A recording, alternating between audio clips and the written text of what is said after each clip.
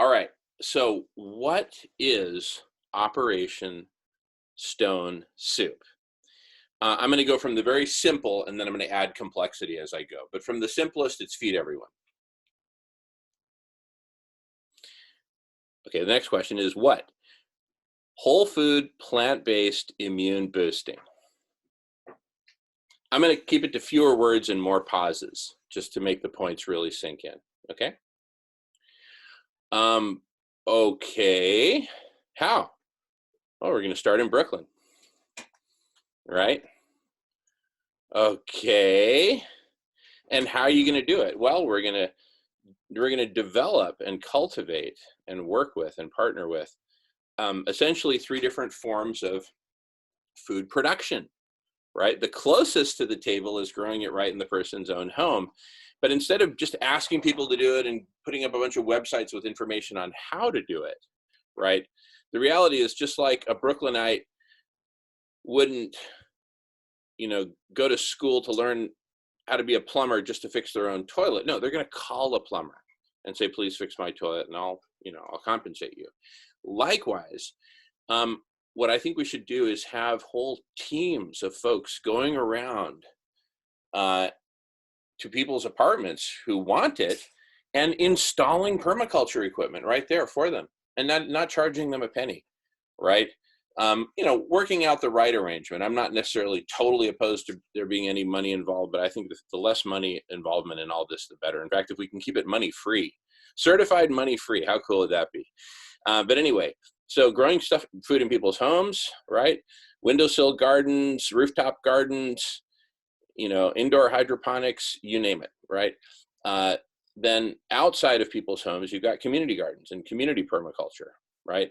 And then beyond that, since there's a lot of people in Brooklyn and not a lot of available space for growing food overall, of course, you can always push it and push it and push it. And we're going to push it as far as we can, as fast as we can. But the reality is we're going to need some grains coming in from somewhere else. There's not a lot of rice paddies in Brooklyn last time I checked, right? That kind of thing. So, and we're going to optimize for all of that around building community, around compassion and healing for Mother Earth and all of her children's species and ecosystems, plants and animals.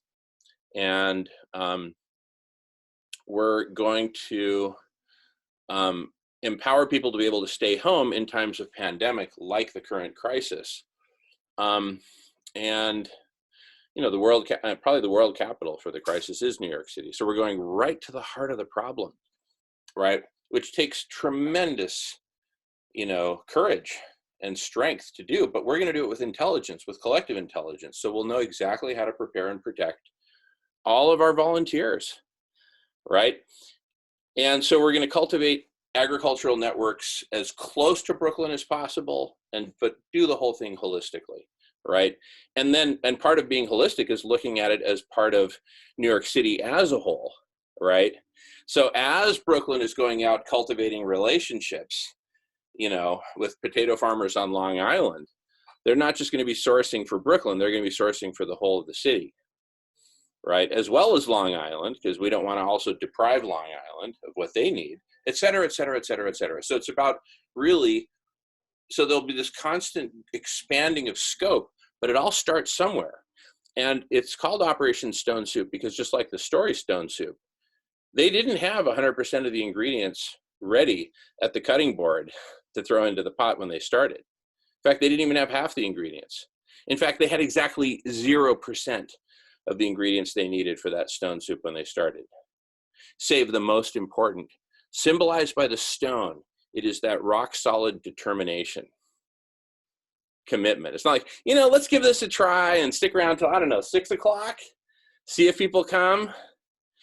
No, this is us saying we are going to feed all of Brooklyn. I didn't say feed all of New York. I didn't say feed the world. I said we're going to feed all of Brooklyn right here. And Jackie will have a stone there or something that she'll put in a pot and she'll be stirring. Why not? Seriously, and as soon as the press conference is over, invite everyone to come downstairs on the street, and there will be minimum 10 delivery trucks full of food. heading off to the first neighborhoods to deliver, right? That's stone soup. That's our stone. Whatever we got at that moment is what we got, okay? And we go forward from there. That's our stone. And at the press conference, people will inevitably ask, okay, why plant-based diets? Why 100% plant-based?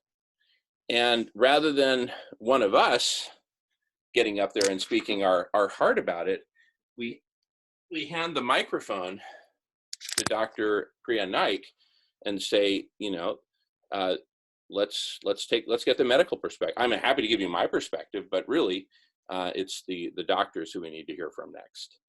And there she'll have a very diverse, women-heavy leadership team, extremely diverse. And Priya is just doing an amazing, Dr. Priya is doing an amazing job leading that whole effort.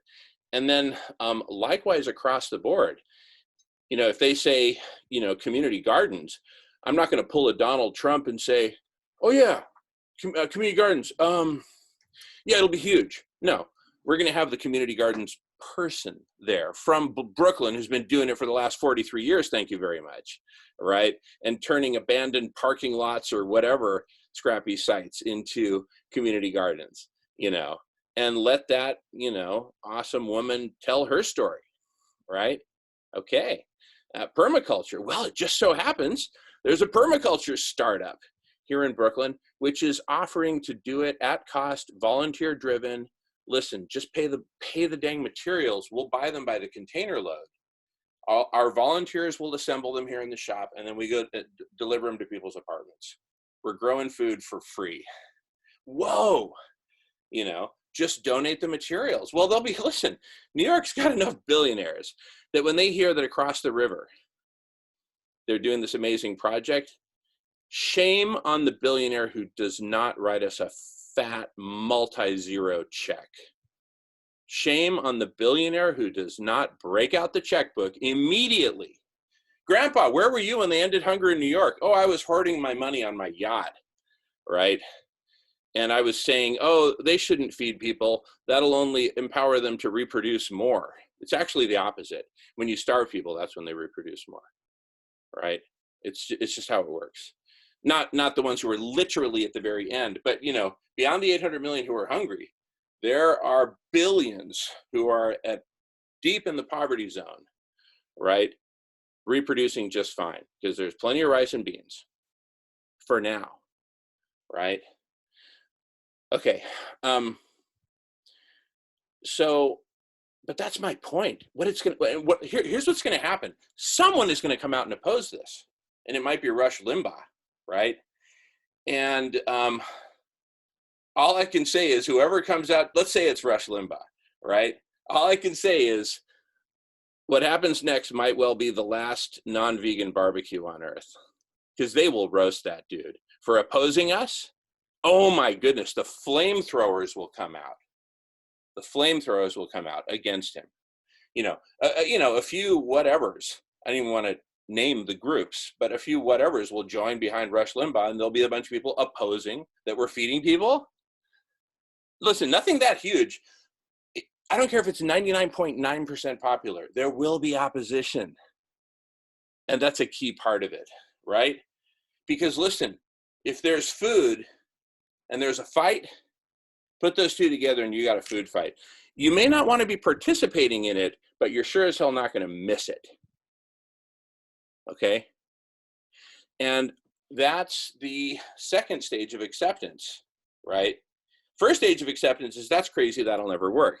Because anyone who does the math will say, listen, to feed 2.6 billion people per day, you're going to need $26 million per day, and yada, yada, yada, and therefore it's impossible. And we're going to prove them wrong. We're going to get out there and do it, right? And right at that street corner where we launched the 10 delivery trucks, I'm going to tell the media, come here every day. Come here every day. Because either we got dozens of trucks loaded and ready to deliver, or we don't. And if we don't, and either way, it's interesting. And either way, it's a story, right? And even if it's just me with an empty wheelbarrow saying, please give me food so I can deliver it, right? It's a story, because we're throwing down, we're committing. And guess what? I'm not going to be alone. There's no way I'm going to be alone. When I struck out in the state of Washington, President Vicente Fox himself, the great gun of Mexico, flew up and said, and I said, you know, at dinner that night, and they cooked him up a special dinner, I said, and with a bunch of Seattle's elite there to welcome him, I said, Señor Presidente, mañana hacemos historia. And he said, seguro que sí. Mr. President, tomorrow we make history. And he said, absolutely.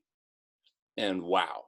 And now you've got all the evidence for it. So see, that's what happens when you take the right stand at the right place at the right time. The right people show up. Can you imagine the people from all over New York City, all over Connecticut, all over Jersey, all over Eastern Pennsylvania, all over New England, who are going to come pouring in to support, right? And volunteer, right? You know, people just pouring in to volunteer. Grandpa, where were you when they ended hunger? I was a volunteer. I was one of the first. Everyone's going to want to get in front of that camera when the matriarch comes out crying because you're bringing food to feed her family, right? What's the best way to get the, listen, I'm going to tell you a joke that I just made up. And it builds off a joke my dad told me. He said, okay, Jamen, how do you get 4 elephants into a Volkswagen Bug? I said, I don't know, Dad. How do you get 4 elephants into a Volkswagen Bug? So you put 2 in the front seat, 2 in the back seat. Okay. Here's the equivalent for our situation. How do you get the world to go vegan? Feed them plant-based foods. Feed them plant-based foods. And you know what that's going to do? That's going to bring out all the vegans, right? It's going to bring out all the everyone should eat crowd, vegan and otherwise, and it's going to bring out all the vegans, right? And they're going to start mixing it up, and it's going to be a love fest. And you know what the meat eaters are going to do at that point? They're going to say, "Oh, what the heck? I'll try going vegan for a month." And at that point, we got them, right? How do you get the world to go vegan? You feed them vegan food. It's that simple. How did you get your cat to go vegan? You fed her vegan cat food, right? This isn't rocket science, right? Let's learn from our pets, right?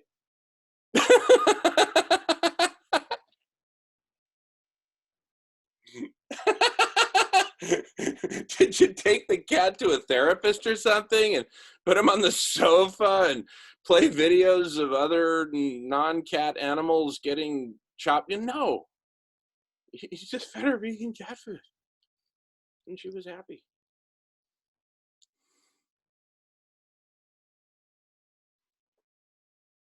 We've got the answer. It's so simple, right? And there's one thing I refuse to think about, and that's how hard this is, right? It would be hard for, half a dozen of us to take it on by ourselves. But it won't be hard for, 100 million of us to take it on. Because you know what's going to happen?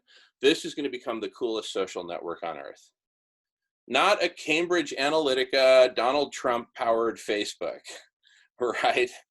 Making billions more for billionaires, right? This is a social network of compassion, of love, right? And Sarah, go for it. Who's going to be the first person or human individual to fill that first truck up? Yeah, well, I hereby donate a truckload of, I don't know, beans, rice, potatoes, something. I'll donate the first truckload. And you know what that does? That sets a bar. Says who else, right? Okay, can't donate a truckload, donate something. And the minute we launch the right site, with the right tool to fundraise for this, funds are going to come pouring in. funds are going to come pouring in. I So think we'll fill up. Jane and Shane would be a really good network because we have over 70 contributors, and now everybody's got their own show. And there's a lot of people in New York, especially in Brooklyn, I wrote in the comments about the halal slaughter, because you have so many wet markets in New York, and a lot of them are in that Brooklyn area because of the religious community, and they go and get their what they call food. They go to halal. A lot of them. There's a huge religious community, and they had the highest numbers of COVID within those religious communities. So I think that would be helpful. Yeah. I think Jane and Shane would be good to just start fundraising, because also through Veg Fund, you can actually get funds donated through Veg Fund. You could actually just write them right now and probably get them to donate. Yeah, this is going to go berserk. The headline is Brooklyn Eats goes berserk. And the thing is, you see, because we're writing this from zero, starting from zero, right?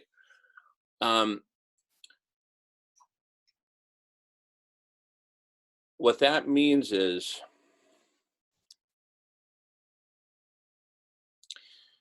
we get to tell the story, right? The people who wrote the story, Stone Soup, right? They got to script it. Those weren't three nuns walking across the countryside. They weren't three priests. There were three soldiers, right, who had seen the worst of the worst. So we get to write the script of this that says we're feeding everyone whole food, plant-based. And see, when you hear the story Stone Soup, here's what you don't do. You don't pick it apart and make a bulleted list of all the main elements of the story and then start editing it. You either eat the story or you don't, and you eat the story, right? And you like it. It settles in, and now it lives in your heart, right? Same thing with Brooklyn Eats. And by telling the story in the broadest terms, not the broadest possible terms, but in the terms that are relevant for right now, right? There's two things we got to nail right now. We got to feed everyone. Take all those crops that are going to waste, rotting in the fields, getting plowed under, and bring them to people in time. We have the trucks, we have the volunteers, we have the hungry people. Hello. So feed everyone. And the right food. I'm just going to leave it at that for now. And by doing so, we help, we help eradicate the meat and dairy industry, right? Meat, dairy, and egg, as Sarah would say. Thank you. So we eradicate MDE, and or we help do our part. COVID took a giant bite out of it, right? No matter how you slice it, but it's not over yet. And now with government support and everything, they're trying to revive Frankenstein. But we'll help put Frankenstein to bed. Okay, so right, but in a very compassionate way. And I mean, what could be more compassionate, frankly? So feed everyone and cool the planet. Those are the first two immediate imperatives, right? And you could say, but Jamen, what about restoring these areas in the Amazon that have just gotten wrecked? First of all, if you're doing that, keep doing it. I'm not saying stop. Keep doing what you're doing. That's good. And yes, we need to do more of that. And I've made the analogy of the house on fire so many times. I won't go through the whole analogy, but a household that's got a lot of problems. Oh, and one of them is that the house is on fire. That's the one they ought to attend to first, not the leaky faucet in the downstairs bathroom, right? That can wait, frankly. In fact, if anything, it's a benefit right now. We've got to put out the fire. Putting out the fire is two things: putting out the fire in our belly and replacing it with a different kind of fire, and putting out the fire of an exponentially overheating planet. Get those two under control, right? Now we've got the basis for incredible accomplishment, because the very fact that we fed everyone, right? And the more we talk about it, the more inevitable it feels, right? Thumbs up. I mean, doesn't it just feel insanely inevitable at this point? Why? Because we're speaking it into reality. That's the power of collective superintelligence. That's the power of coming together, right? So, and thank you all so much for being here. Look around the room, okay? These are the people which are making this inevitable right now. If you don't mind, I'll just interject there. No, Jamen, is it? Please. See, the way have you ever heard the expression, if your house is cluttered, your rooms are cluttered and your house is cluttered, then your head is cluttered and you can't think straight. Everything's cluttered and everything niggly gets at you and everything. So in general, we have to look at the global situation as this is our house. Collectively, the globe is our house, and it's in a fucking heap, and everything's cluttered. And everybody that's working in their own little way, as you said, those who are concerned about working for one aspect of feeding the poor, one aspect of a charity here, one aspect of a charity there, one aspect of environmental issues here, one aspect there, blah, blah, blah. So many things. The house is in an awful fucking state and there's loads of things to be done. And that's what the problem is. The problem is that everybody's trying to clean up the mess, but the clutter is so much that nobody can think straight. And I get what you're saying. And I think everybody here in this room that this conversation gets what you're saying. We need to get together so that we can sort out the clutter. We need to sort out the mess. The global house is in a fucking rag order. It's a right mess and we need to sort it out. But all our heads are messed up because of the clutter, because there are so many issues and because we don't know where to focus. That is why the essence is in the conversation. What is the conversation, as Jim is trying to get through? That is the message. The essence is, what is the question? What are the priorities? Because yes, everyone needs to keep working on the things they're working on because those are all essential. But at the same time, everyone needs to bear in mind that we need to collectively get together to coordinate all these efforts and also to put our minds together to coming up with tackling the priority issues one problem at a time, priority wise, while at the same time still working on our individual, passions and issues. They have to continue as well, obviously. We're not saying shut down the whole world and focus on one thing, obviously not. But we do need to focus on getting our heads together. Otherwise, the house is going to continue to be cluttered. Basically, it becomes unlivable. So yeah, we have to get more people. Again, as I said earlier on, the key issue is awareness. We need to make the general public aware of the issues, because if they're not aware, we can't get them in the conversation. Right, and your cat seems to agree. But what better way to make them aware than to feed everybody? What better way to bring people together than to invite them to a meal, right? Once they're breaking bread together, that's it, right? It's game over.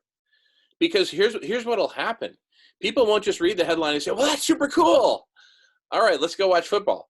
They'll say, that's super cool. Now let me read the story, right? And James, within that story is every single element that's important, right? And just like I said with the story Stone Soup, you don't go through editing and saying, well, I don't like soldiers, so let's make them nuns instead, and then I'll be happy. No. That's not what you do.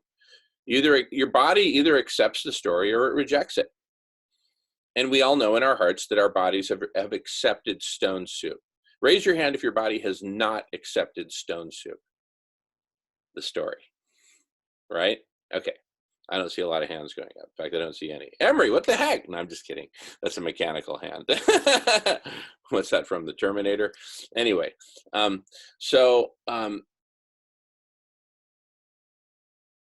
mean, that's it. This is obvious. And the more we talk about it, the more obvious it gets, right? And the more obvious it gets, the more attractive it gets. Right? Because I can remember years ago talking with my relatives about ending hunger, right? Which has been my life passion ever since I was 14 and saw real poverty. And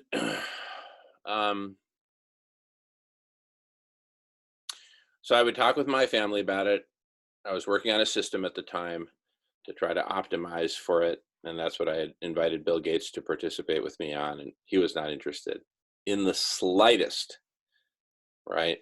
And I'm sure the reason is he would have felt compelled to write a check if he were to get involved. Right.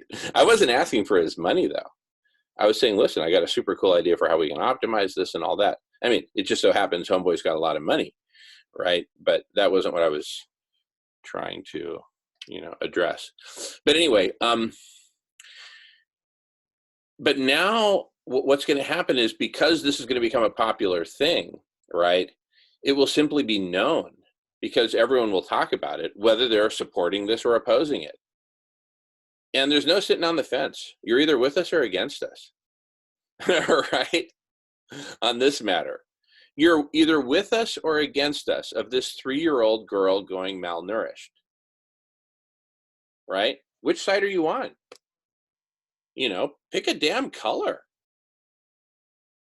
And then let's have a conversation about it in public. See, that's a call out. That's a throwdown.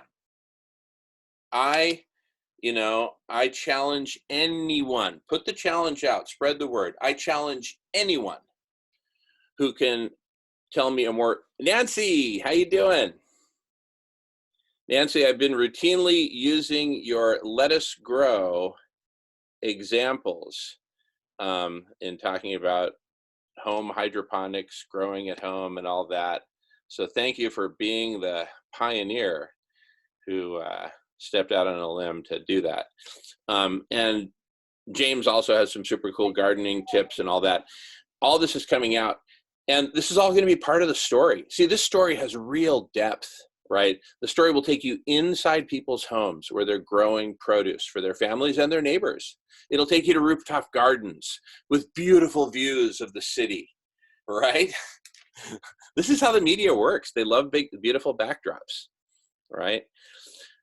So, and it'll take us to community gardens and all kinds of super cool stuff, permaculture, and then it'll take us out further out Long Island to, family and cooperatively run farms, right? With volunteer pickers and whatnot and all that good stuff.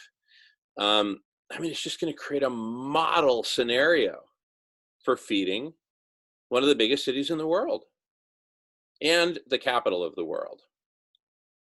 New York is the capital of the world. And then, let's see, Sarah writes, there is a tower garden people can buy for their apartments and indoor dwellings. It is on Juice Plus. Actually, yeah, that's what I was mentioning. Nancy got one called a similar system. I think it's similar, called Let Us Grow. Right? Yeah. So that's what I'm talking about. We're talking about these vertical things, so they don't take up a whole bunch of footprint. All the way to big, bigger systems for people who want to, go crazy on it. Go for it, right? And so you can have all this innovation happening, which is going to be, drum roll, wonderful for the Brooklyn economy.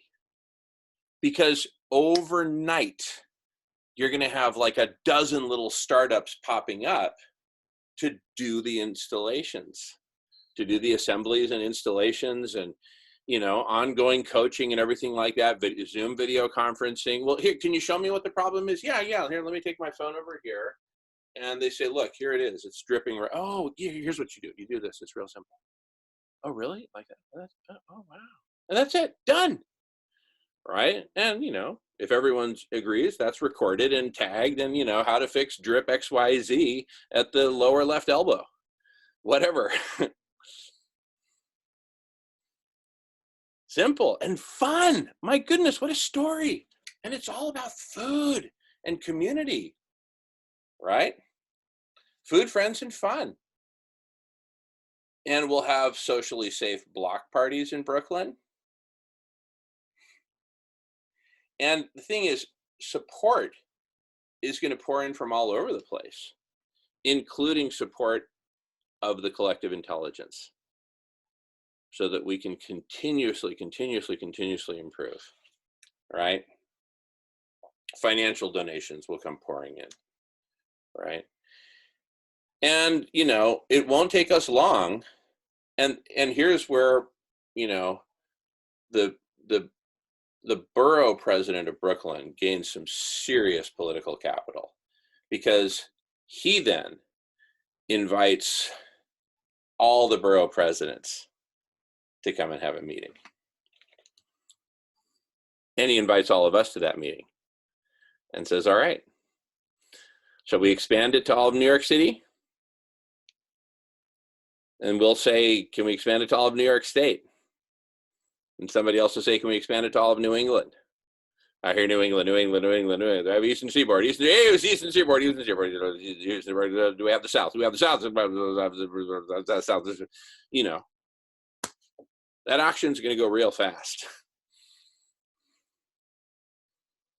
That auction's going to go real fast. Yes, Jackie, go for it. So service is very contagious. Like you were saying, we're going to be in service to the efforts that are already there and to support them. And that ripples out. It's that awareness also what was being discussed earlier about the vegan message, about the awareness. It's all in the whys. We are going to get pushback, just like it was brought up. But it's always the whys. People never can comprehend selflessness. They can't comprehend truly what just love is. So of course they're going to challenge us, because all they know is that hallmarky, commercialized, capitalistic idea of what love is. So we don't even have to truly have to explain ourselves. We don't have to justify ourselves. We're unapologetic. We're just being love. I don't even have to speak about it. We're just being love in action. That's all it is. And if we could just be that and embody that and just say, look, I don't have to defend myself. You want my love? Here's some love. You don't want it? Next. Like, this is all we are. Unapologetic, spreading love, embodying love. And in those whys, take the opportunity to say, why? Social injustices. Why? Food injustices. Why? Environmental injustices. These are the whys. I don't have to defend my love. I'm just being love in action. But if you want to know the whys as to why we're doing this, that we have explanations for, and that we have a team behind us to show you the whys. We feel that this is the way to do it. But the reasons why we're doing it, again, it bypasses all of that ego. Again, what are they going to say? They're going to push back because we're showing up, because we love one another, because we want to support one another.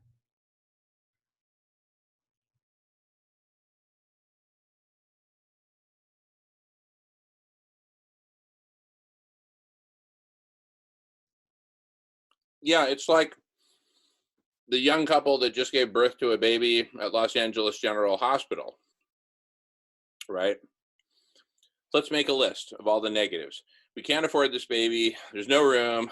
There's no time. There's no this. We're basically going to be locked in for the next 75 years of our lives until we're 100. You know, we're screwed basically. But you know what? Pile up all those negatives. Pile it to the ceiling. In fact, make a hole. Take it past the roof. Make it as big as you want. All that together, and even multiplied by 100 for a good measure, does not equal the power of love. We love our baby. So we're bringing our baby home.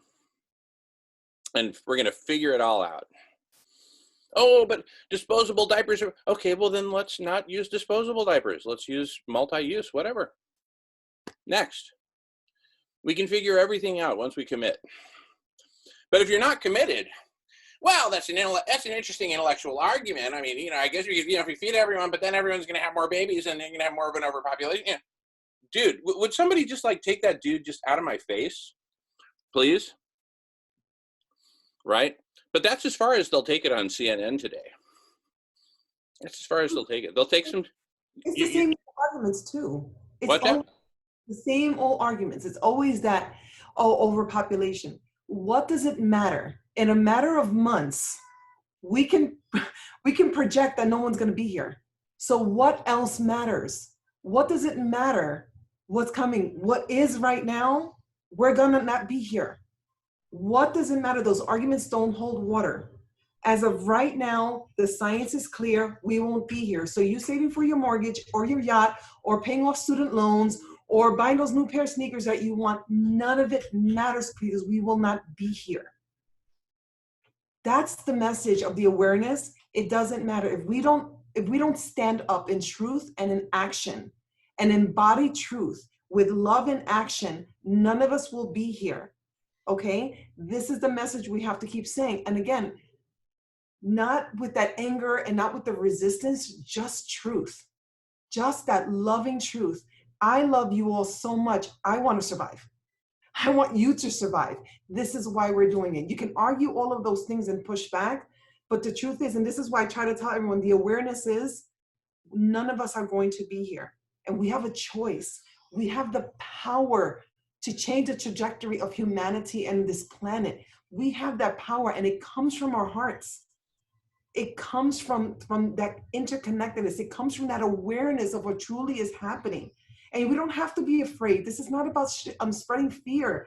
This is about a revelation of truth, a revelation of a path that we can not only survive this, we can thrive. We're not aiming to survive. We're aiming to thrive and bring as many people along with us. We can do this. That's the message I feel is the most powerful one. Yeah, well said, Jackie. It is the most powerful one. And on top of that as well, you're right, because there are going to be the naysayers and the what if people, like there are going to be the questions, but what about this and what about that? These are the questions we want to be prepared for because we have the answers for them. You know what I mean? And we don't have to have a confrontational answer, as you said. But what about the overpopulation? You're right.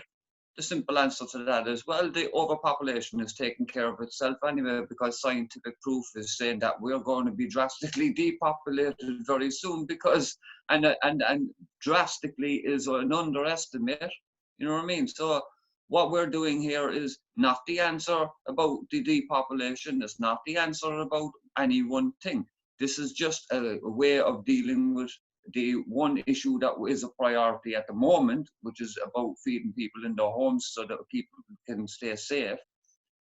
But yes, there's the overpopulation thing, and that can be answered simply. We're about to be depopulated, and we are about to be inundated with situations that are going to throw the whole system into turmoil unless we come together now and show that it can be done by this particular example, that we can come together, that we can organize, and we can, community to community, national to international, come together to solve our problems if we put our heads together. And otherwise, there won't be much of a population at all left. It's as simple as that.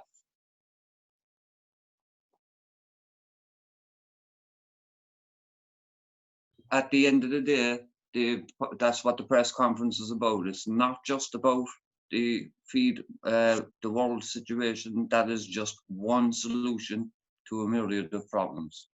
The press conference literally is about making the awareness, make it public, like make the awareness public without the shock and awe, but at the same time, without no holds barred as well, because there's no time for pussyfooting around anymore. Yeah, you know what? Oh, Jackie, I'm sorry. Were you waiting to speak? Yeah, I just wanted to apologize for interrupting you first because I broke one of the main rules. I just wanted to apologize for that.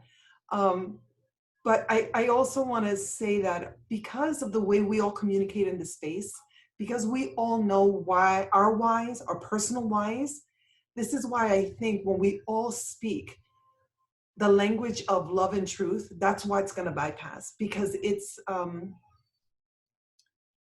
that's what separates us from the other messages. I think they bring in a lot of histrionics.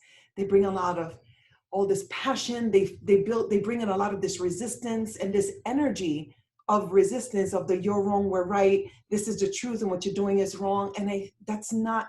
It's still conflict, if that makes sense. it's still that violence, whereas my right and your right are clashing. And we need to stop fighting the dark and just bring in the light. That's all we have to do, authentically and honestly, and know and be so steeped in our truth that we're not activated by the questions. We can't be activated by the questions.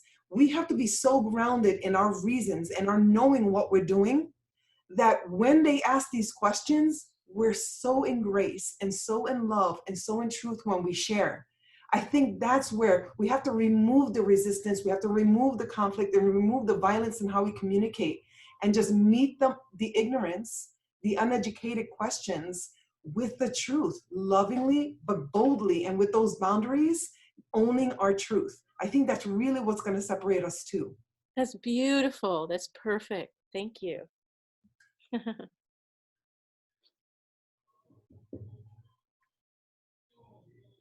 I'm just grabbing a quick cup of tea. And James can hear us even when he's off camera. So Yeah, I can still hear. yeah. Oh my goodness. This is so beautiful. I wanted to follow up. It's so important to reserve any shaming or blaming we might do for the people that really ask for it and need it. I try very hard to avoid that, because as soon as you try to tell somebody that they're wrong, then the victims are no longer part of the conversation. And when we agitate each other's egos, then it just becomes an ego battle. And then the animals aren't even in the picture. And you're saying I'm right and you're wrong. So sometimes I'll try to, in a very objective way, show the fallacy of their argument without saying that they're actually wrong. Or an example is like breaking up factory farms and saying, well, the problem is that the reason why these things were created is because there's so many animals being eaten, and that there isn't enough arable land to just take all those animals and put them out free. And there's other issues that happen, that occur. So if you really want to care about that and want to break up those farms, you got to go to a plant-based diet, and maybe people aren't ready to go full on vegan, but you can certainly help them move, much towards, at least mostly, plant-based. I hate saying that because I want everybody to go vegan, but I also know that people have to feel like it's their choice, and I do promote vegan as the solution for many reasons, but I really have been working hard on trying to help lift people up and come from that place of love and understanding, rather than say you're wrong and you're bad and you're horrible. And we all have ego. We're human, and we all have ego, and we all know what it feels like to get that ego ignited. It's awful.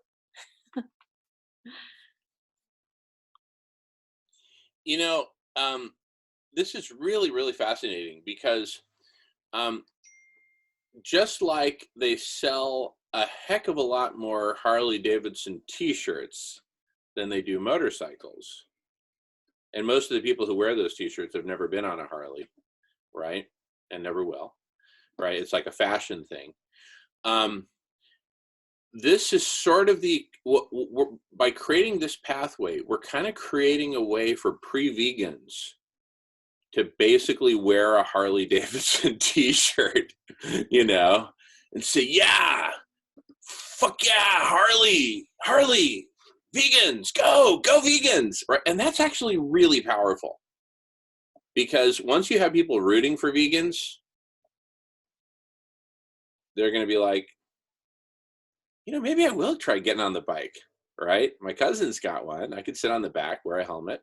They start to see themselves in the role, right? And I don't know, sociologists, I'm sure, could say it a lot better than I'm saying it, but you get my point. Get them rooting for the vegans, and then the rest it's a done deal. And because it's a package deal, right? And really, the only critics who are going to get attention are the ones who are going to oppose us and say they shouldn't be doing what they're doing. And there's only really two grounds on which they can oppose us. You shouldn't be feeding the poor because they'll be able to make more babies, and you shouldn't be feeding people just plants. It's not a balanced diet. excuse me. And then, you know, and then again, we bring out all the doctors with their tactical nukes, right?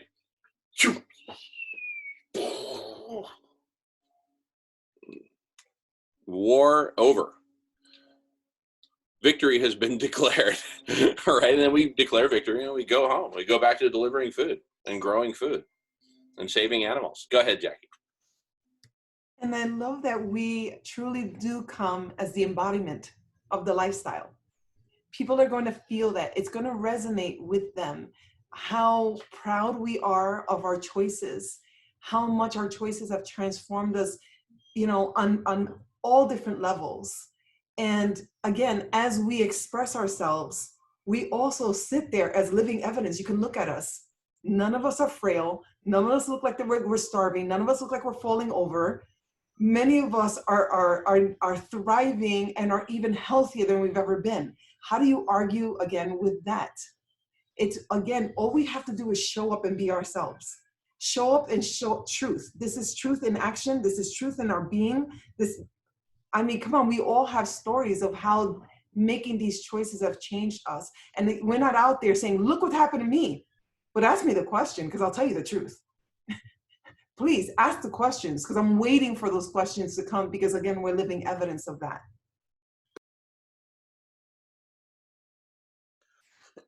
Beautiful. Oh my goodness. I love the way you phrase things, Jackie, and everyone. Mentions the vegan bodybuilders and mountaineers, for example, right? Vegan Olympic athletes. Next in the queue is Jamen, and I don't think anyone else is in the queue, so good time to get in the queue if you'd like to speak. So boiling it down, and by the way, Michael Gallo is going to join us in 12 minutes at 2:30. It moved half an hour, which is convenient because I'm loving this conversation. I'm super glad we're recording it. So in summary, right, we could say, what's this all about? What's Operation Stone Soup? Feed everyone. Immune boosting, whole food, plant-based diet delivered to their homes. And in the process, learn to work together. What a great way to learn to work together. Feeding everyone. Because it teaches us to be complete, right? It teaches us love and compassion, even towards people who we thought we didn't like. Okay. And now you're feeding those people. It's hard to dislike someone you're feeding. And it's hard to dislike someone who's feeding you. So because we're going to have the full rainbow, feeding the full rainbow, right? You know, gee, I thought I didn't like Jewish people. I'm part Jewish, so I can say that. I thought I didn't like Jewish people. And these Jewish dudes are bringing me all this great food. You know, shalom, brother. Right? So, you know, this is going to bring New York together, and it's going to bring the world together. Because guess what? There's no city that's brought the world together more than New York. Media-wise, news-wise, United Nations-wise, culture-wise, immigration-wise, it's New York, right? So, new diet, new paradigm, New York. And I love what you said about how it's the rainbow. Yeah. This truly is about non-judgment. Yeah. It really is about, it doesn't matter how you got where you are where you are. It truly teaches the spiritual component of being in the moment and being present and not looking, the past doesn't exist. We're creating the future in our actions, but all that exists is right now. And right now, I don't care how you got here. I don't see your history. I don't know where you've come from. Do you need some loving food? Do you need health? How can I be there to support you in this moment? That's the message again. It's non-judgment. It's not about who's worthy. It's not about who's deserving. It's about seeing a need and being present for people, individuals, humans in their moment without caring about anything else except needing to support and serve. And when we come out and show service, forget about it. we're going to raise ourselves so much, and that's truly going to radiate because it's pure, it's sincere, and it's authentic, just being of service. That vibration just penetrates. It's just going to radiate. It is. It's happening right here. It's happening right now. That's what we're feeling with the Divine Feminine when we invite these guests, and that just radiates that, and it reminds us who we really are. This message awakens. It reminds people that this is really, truly who we are. We don't need another 9/11 to come. We don't need another pandemic to come together. This is who we really are. And if we can remind ourselves that in these times of crisis, this is where we show up, that our egos disappear and say, how can I help? Then we can do this every day because it's really who we are. We can do this every day. So to me, it's a beautiful awakening, like a little nudge. When someone's in a nightmare, you don't want to go, hey, wake up. You just want to nudge them lovingly and gently and wake them up and let that dissipate slowly, that nightmare, the more you bring the present into the moment with love and support. So well said, Jackie. Oh my goodness. I'm so glad we're recording this. Let's publish this video and just call it Operation Stone Soup and just push it out there. Hey, what are you working on? Here, watch this video. But it's an hour long. Watch it anyway. All right? You won't regret it. Listen, watch the first 10 minutes. And if you're not loving it, I'll give you your money back.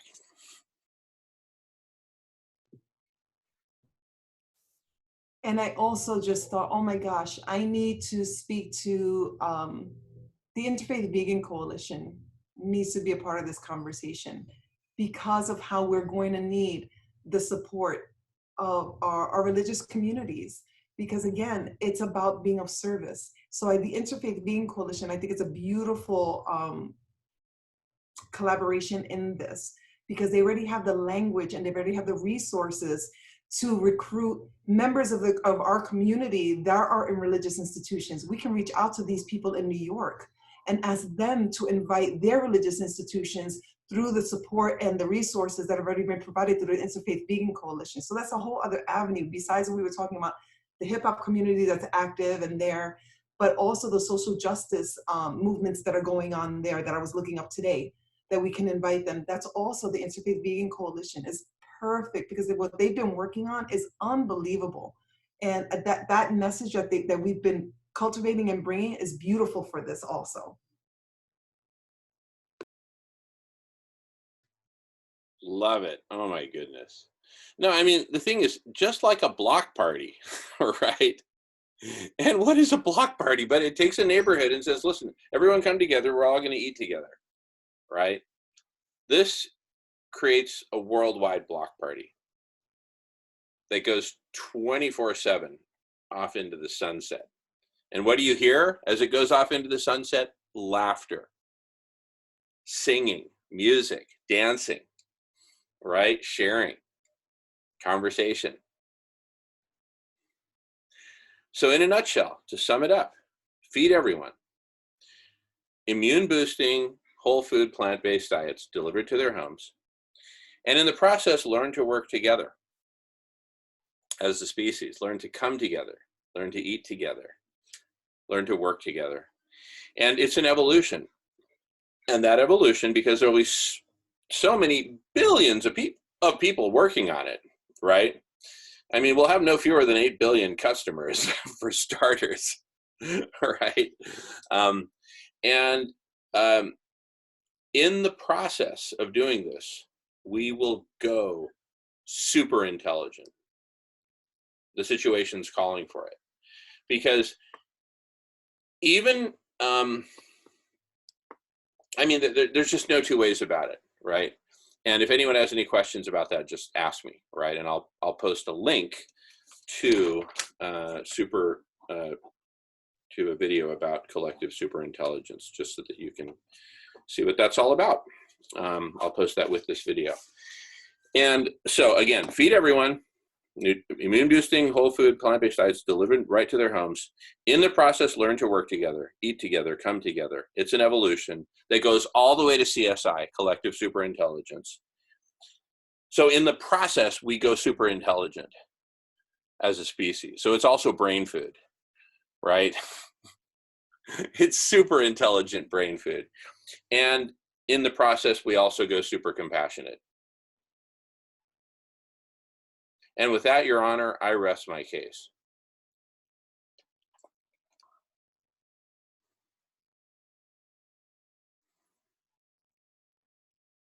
That's it. And so, and with super intelligence, we will have the intelligence, but not just have it, but having gone through the evolution to get it, having gone through the evolution of how do we feed everyone? I mean, everyone, and make sure it's nourishing for everyone, you know, because there's going to be a heat map that's going to show wherever there's either hunger or malnutrition, right? Maybe plenty of starch, but not enough of the good stuff. And, all right, well, show me the heat map. Okay, make it red where it's the worst, and let's send some ships in. Equipment, what's needed? Well, there's some guerrillas that have stolen the food. All right, United Nations, if ever there were a need for you, it's now. People are forcing people into starvation. Why? Because they're greedy? Listen, either give them a bunch of money and move them away, or take care of them, right? Incarcerate. I wouldn't hesitate to incarcerate some dude who's making children starve. You know, I'll do more than incarcerate him. I'll tell you that much. But I'll definitely incarcerate him. So we'll have a heat map and we'll put out the fires. And next thing you know, everyone's eating nutritious plant-based foods. Will there be a meat industry? Listen, that's like asking, is there still a market for mink coats? You know, there is. It's a black market and it's mostly in Asia, but that's been extirpated from the United States. No one will wear a mink coat. They'll get their ass kicked if they show up at a party in Manhattan. I'm serious. I'm not kidding. They will get their ass kicked. If Sarah's at that party and I'm not, she'll kick their ass. If she's at the party and I am, someone else will kick their ass, but they'll get their ass kicked. All right. I'll take care of the gal's husband. Right, Sarah, you take the lady. I'll take care of her husband who bought it for her. Right? Yeah. But you know, it's simply going to be unpopular to oppose this in any way, shape, or form.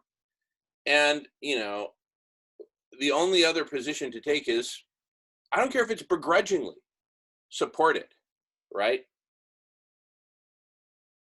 So they'll be socially pressured into supporting the feeding of children.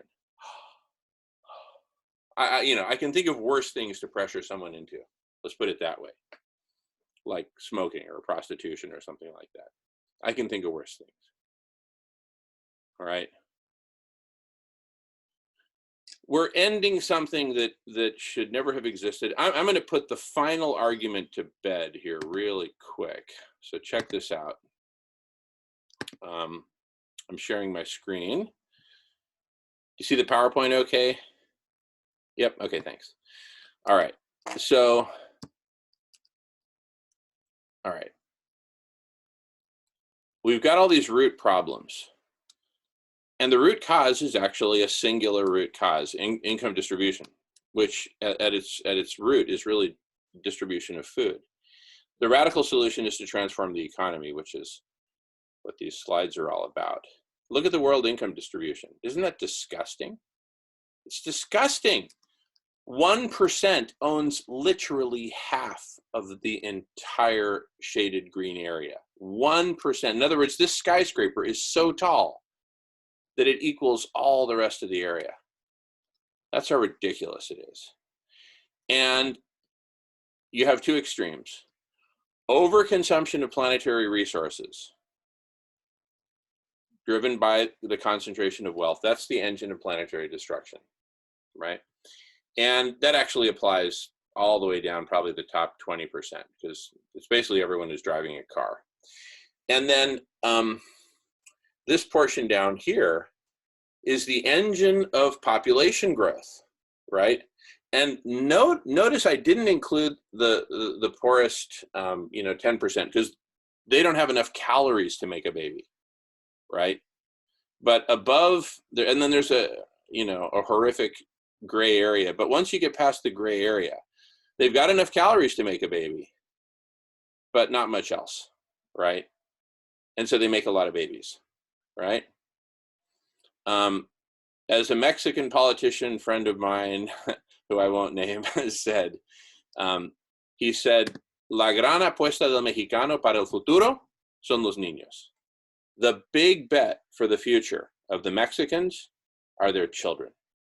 They're basically like, look, I don't got money, I don't got wealth, I don't have some fancy college degree, so I don't have the ability to make money or anything like that. But you know what? I'm going to have a bunch of kids. And, you know, if I have 8 kids and, you know, one of them makes it to Guadalajara and starts a successful business, and another one makes it to Mexico City and starts a successful business, guess what? As a senior citizen, I'm all set. That's how the game is played in Mexico. It's very unfortunate. And, but it's also how the game is fundamentally played in most of the second and third world countries, if not all of them, right? Poverty is the engine of population growth. It's as simple as that. You make people poor, they're going to reproduce more. Now, it's true. People who are literally starving and emaciated, they don't have enough calories to make a baby, right? That's true. But come on. It's ridiculous, because I'm just going to say it once more for emphasis, because this is the only takeaway you need from the last 5 minutes. Poverty is the engine of overpopulation. So if you're truly worried about overpopulation, don't try starving people to death. That's been tried and it's failed, right? Because all this overpopulation of the last 100 years plus, that we've had starvation the whole time. So starvation ain't slowing nothing down. So get your facts straight. Poverty is the engine. It's been well studied, well documented. And I first observed it empirically when I was digging latrines in poor rural Mexico at age 16. The poorest families had the most kids. It was a very consistent trend, right? The tiniest brick house in the whole village had 13 kids inside of it.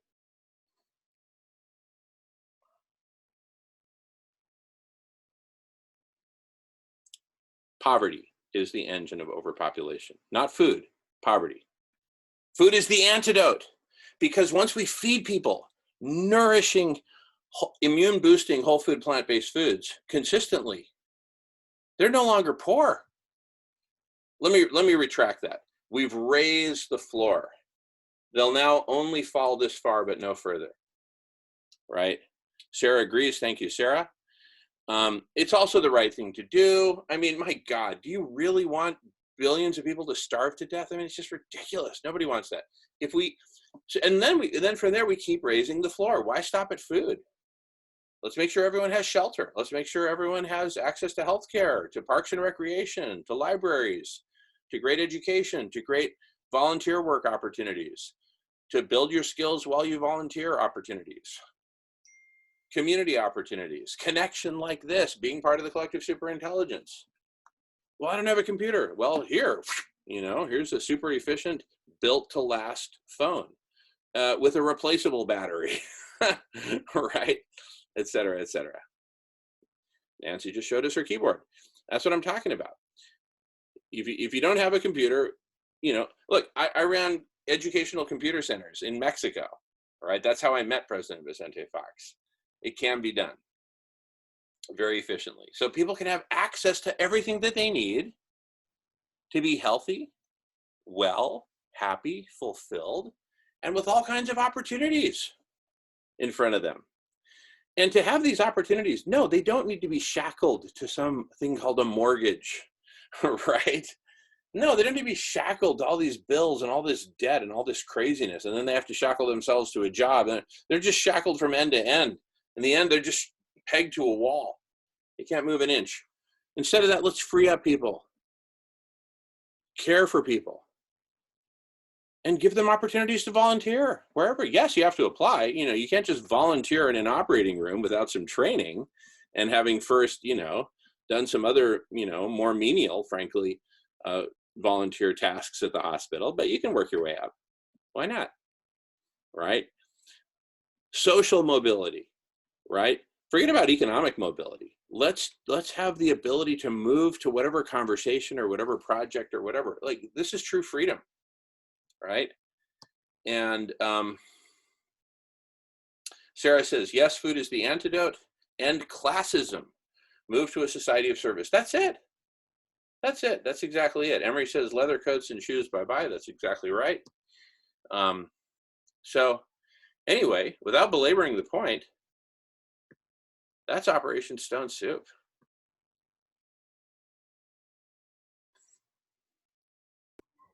You know what? I just heard in my head a tagline. That's Operation Stone Soup, co-creating intentional communities right where you live. Like, I feel like we're going right into communities, and instead of going somewhere else, getting lots of land and picking people, no, we're going in and creating intentional communities right where you are, meeting people where they are. Like, that's to me what I see, because then again, it's about teaching them how to fish, giving them the resources and the tools that they don't know they have access to, the ones that they don't, bringing them in and helping them see that they have everything that they already need. And let's just fill in those blanks, and then we move away and we help create intentional communities as we go, right where you are.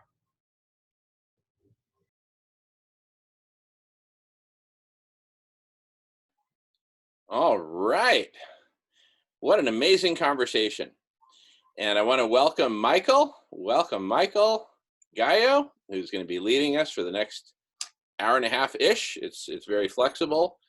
And Michael, would you like to hear where we're recording, by the way, if that's cool with you? And thumbs up if it is, just to be clear. Thank you. And would you like to hear what we've been talking about? Because it's super cool. Yes, of course. Yeah. Can we give Michael a quick recap, and then you'll know where we're coming from, and then that might be a good kind of launching point. Yeah. But first, let me ask: does anyone need a break? Because we've been talking about such cool stuff, and we haven't had a break in about an hour and 20, which is, you know, kind of in the gray area. How are people feeling? I'm grand. I'll work away. I'm working on something here, so I just switched off the camera, but I'm listening away, like, so. Oh yeah. No problem, James. No problem. Well, I could use. Break it otherwise. Carry on.